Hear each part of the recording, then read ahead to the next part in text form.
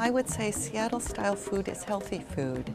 It's fresh food. It's vegetables. Don't you think it's the fish? Well, seafood, I think. Seafood? And really good bread, and good wine, and good coffee, good cheese. The curators at MOHAI's Edible City exhibit will readily admit that while Seattle is not known for its own hot dog or cheesesteak sandwich, it does have its own style. It's more of an approach to food.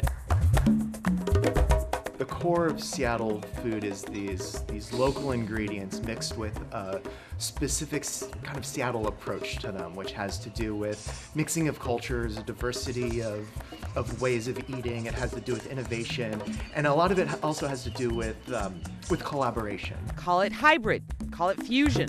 The Seattle style is a synthesis of ingredients, both on and off the menu. So something like Cinnabon, people don't think of Cinnabon as coming from anywhere, but it was invented in Seattle, and it was a local company, worked with a local baker.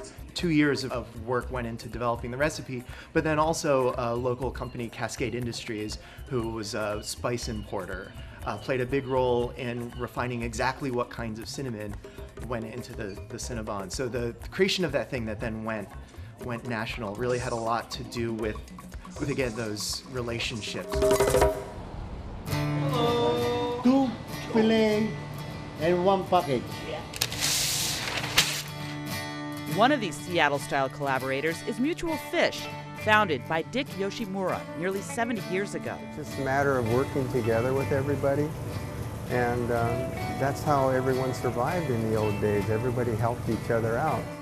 Having the freshest fish also led to innovation and a leg up on the competition. Mutual Fish was one of the first West Coast markets to introduce a live fish tank. Restaurants started to realize, hey, you know, fish isn't such a bad thing. Before, people were used to getting something strong smelling and real fishy tasting, but now they could prepare foods a lot different ways where it was really good. And that meant, of course, flying fish in from other areas and things like that.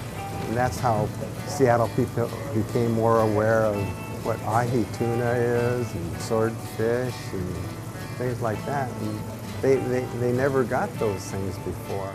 From that point on, when customers wanted fresh fish, they knew where to go. My father, who's 92 years old, he said he wanted some catfish, and the first thing that came to his mind was Mutual Fish. And this is where we came, because he knows that he can get the best fish here. When the products and people come together, that's the highlight of the Edible City exhibit. Some of the region's best-known spots are on display for all to see and touch. For example, you can take a seat at Table 1 of Seattle's famous Canlis restaurant. In the booth, you can browse the menu and scrunch your toes on actual carpet from Canlis.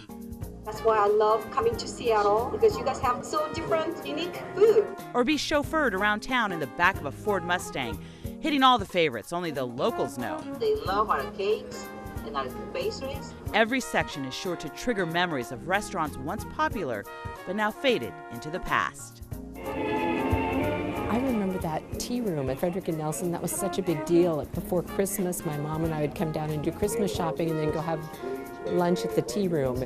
And they would have the fashion shows, you know, would walk through, and it was so fancy. From butter to Birdo, MOHAI tried its best to include something for every palate. Everything can't be in the exhibit, but we really do want to represent everybody's voices. So hopefully if anybody sees anything like that, they'll let us know, and we can look into, is this something we could incorporate into the exhibit, or is there another way to tell that story? Here, Ivar Haglund serves a customer an order of fish and chips. Everyone needs to eat. Everyone wants to eat. Everyone has memories and opinions and ideas about food. So it was a way to really connect. But then since food is so important to the economy and to people's lives, to people's cultures, it's really a great way to get into so many aspects of Seattle history. We're so lucky to be here with all this great food and the creativity.